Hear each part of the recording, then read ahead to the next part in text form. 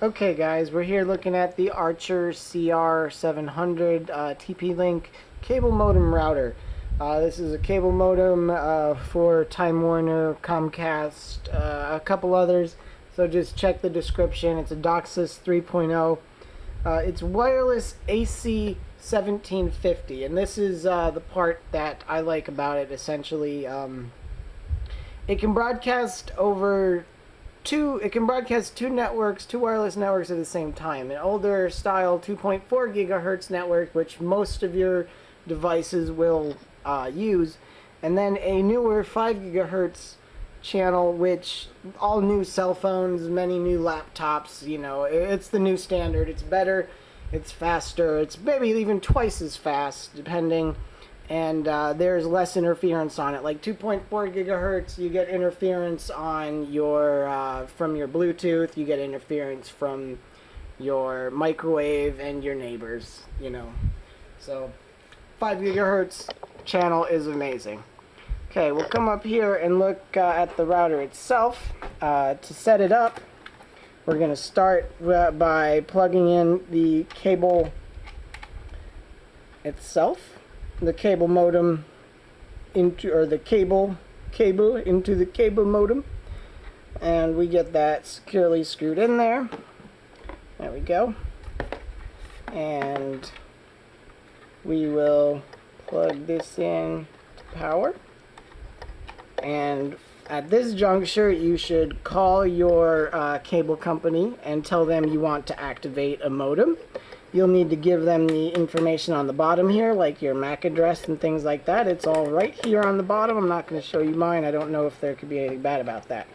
You got your Ethernet plugs, of course, and you got here is another nice little feature. You got two USB ports, and these USB ports you can plug a printer in, or you can plug a USB storage device in, and it'll be a network device then. But my printer already is a network device, and I don't truly need a network storage device at the moment. I probably will in the future, but not yet, at least. And then here we have two buttons. One's probably reset, and one is probably the way to sync wireless devices without having to put in the passwords and stuff, but I generally don't use that, so I don't have much to say about that. And yeah, at this point, you should be talking to your cable company, telling them you want to activate this modem, giving them the information they ask for, and when you're done with this, I'll move on to the next section. Oh, and I just got a text. But when you're done with this part, when you're done talking to them, plug in anything you want. If you have wired devices, plug it in. I have a lot, but I just have them unplugged right now. And then, yeah. Hey guys, we're here looking at the router, our TP-Link Archer CR700, and we just want to open a browser and navigate to 192.168.1.1 is the default IP address of the router. The default username and password should be admin and admin, or possibly admin and pass, or admin and password. I'm not sure. I've since changed mine, but it's definitely one of those three things.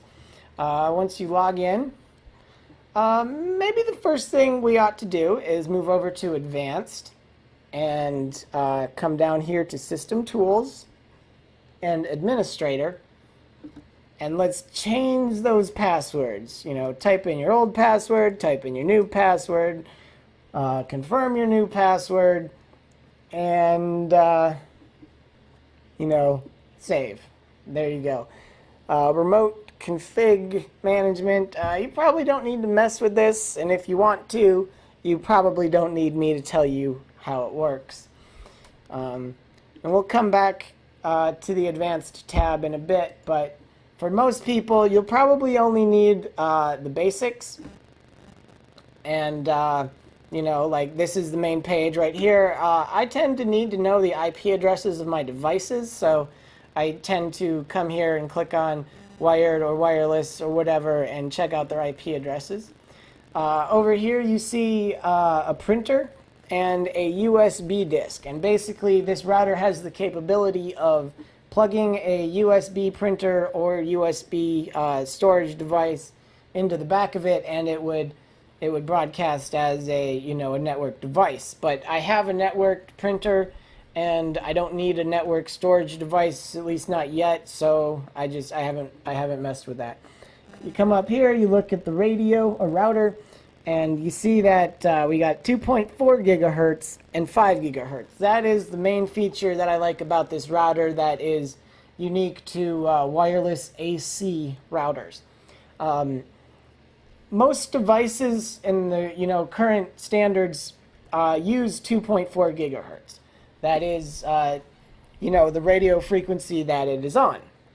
But there are a few devices, and basically all new cell phones will also work on this 5 gigahertz band, which essentially, depending on specifics, it doubles your speed and increases your range because there's no interference on this band. Like on 2.4 gigahertz, you get interference from microwaves, Bluetooth, your neighbors, you know, just there's a lot more interference here. And on 5 gigahertz, it's much more open band, and it's about twice as fast. So anything that can use a 5 gigahertz network should be using the 5 gigahertz network in order to free up bandwidth for your slightly older, slightly slower devices on there. You don't need to slow them down with extra devices that could be going twice as fast, basically. All right, and we'll come over here to wireless, and this is a nice little basic rundown here. You want to enable it, of course. You put in your SSID, put in your password. This is not my actual password. I changed it for this, just FYI. And you see 5 gigahertz, 2.4 gigahertz. I actually generally name mine like this, but in the effort of changing my passwords, I kind of messed it up a little bit, but that's not really important. So, like, I leave my 2.4 network as 2.4 and my 5 as 5, and you just, you know, you want to click on the 5 if you have that available. Okay, and then here's another fun feature, the guest network. Yeah, you can enable these networks and give it a different SSID, a different password. You can allow guests to see each other. This would be for people you don't fully trust. You don't want them to have any kind of access to your computers, because if they're on your network, they have access to your computers. Somehow, you know, like most people wouldn't know what to do with it to gain actual access, but they technically have it. And this would be if you don't even want them to be able to see each other on the guest network. Like if it was a completely public place maybe, and you just don't want anyone to have any access to anything but the internet, basically. And then this down here, you can allow users to have access to your local network. And I don't know why you would ever really want that, because that to me defeats the purpose. Like if your password was the only thing you were trying to protect. You know, you didn't want everyone to know your password, but you don't care if they have access to your files or whatever. And of course, there's the 5 gigahertz and 2.4 gigahertz. You'd probably just, I don't know, you know, put them both on, only one. It doesn't really matter. I haven't really used it. I will probably use it in the near future.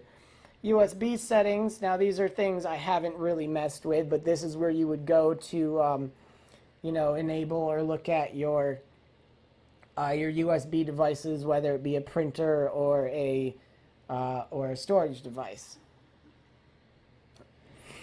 And what do we got there? Print server, yeah. And this would be, like, if you plugged a printer into it, this would be where the information is you need to look at. We're going to go back over to advanced real quick, because this is where I like to go, because you have more power here.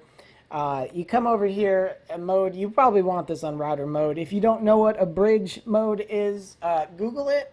But basically, it is a way to connect another modem to this instead of using this as a modem. But why would you have bought this, basically, otherwise? We come down here to network. There's a lot of ways a lot of things to do here if you know what you're doing. You really shouldn't have to do anything, basically. You really shouldn't. You could do a couple little things like maybe change your IP addresses or something if that seemed important to you, you come in here, you could change, right here is where you could change your router's IP address and whatnot, but you don't probably need to mess with these things. But I'm going to go click through everything. If you want to read anything specifically, just pause it.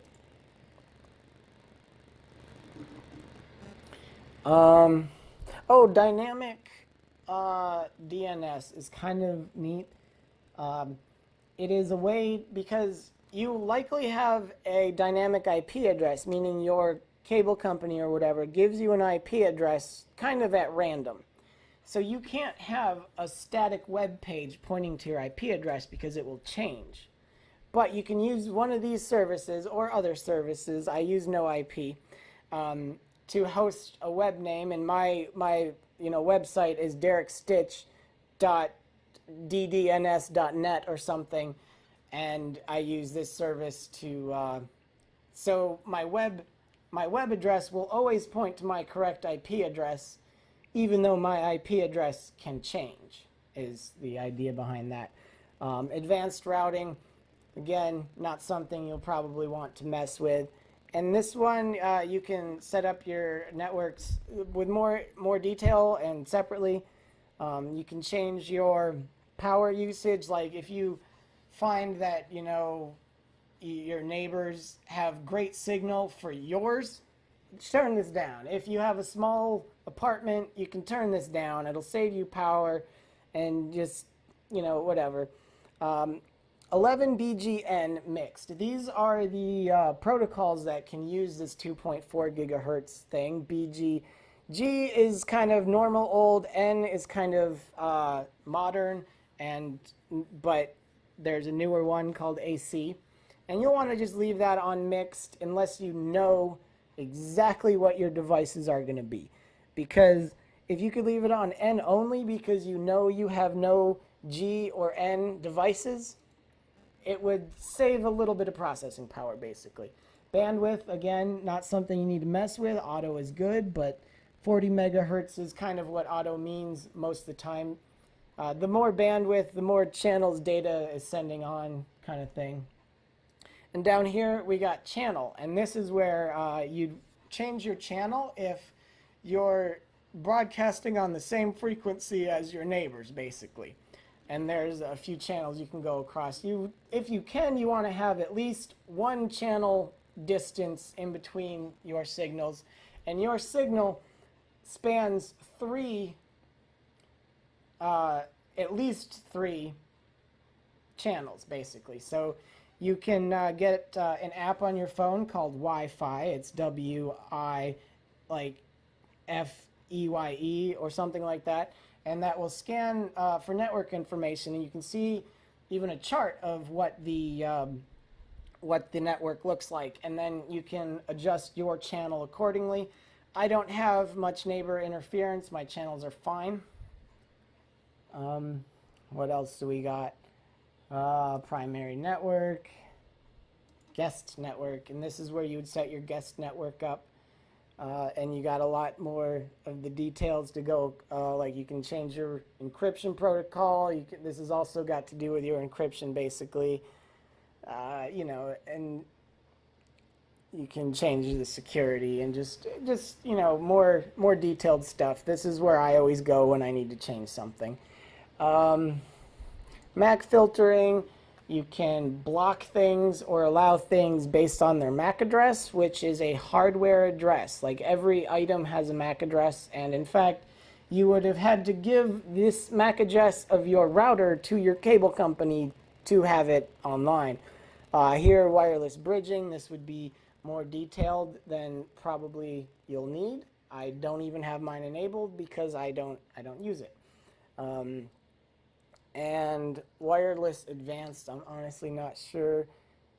DTIM interval, beacon interval. Okay, these are things that you probably, if you don't know what they are, just leave alone. I've messed with them a little bit because you can basically increase your speed if you know what you're going with, but it's not like a noticeable increase for the most part. And then you got the 5G, which 5 gigahertz, which is all just the same stuff, just on a different network. And you got a couple other things, parental controls. I've never messed with this. I don't need to block anyone from anything. Your firewall, you probably don't want to mess with this again unless you know what you're doing, because your firewall essentially protects you from people just like what's their IP address? Let's go look at their computer now. Okay, so that basically covers it. And just to do a quick overview here of what I like about this thing is the fact that it can broadcast on multiple networks. This one, of course, having twice as much speed, freeing up all the bandwidth you can, on this. So that's great. You can plug in a USB printer and make it a network printer. You can plug in a USB drive and make it a network drive. And of course, you can just look at what devices are on your network. All right. I believe that covers it for the most part for this. I really like this router. The last router I had I got it because it was cheap. It did the job relatively well. It was cheap. Mission solved. This one, not quite so cheap, but the features are so worth it. I recommend this router to anyone who needs to get rid of that stupid $10 charge a month for renting your cable modem. I totally recommend this router.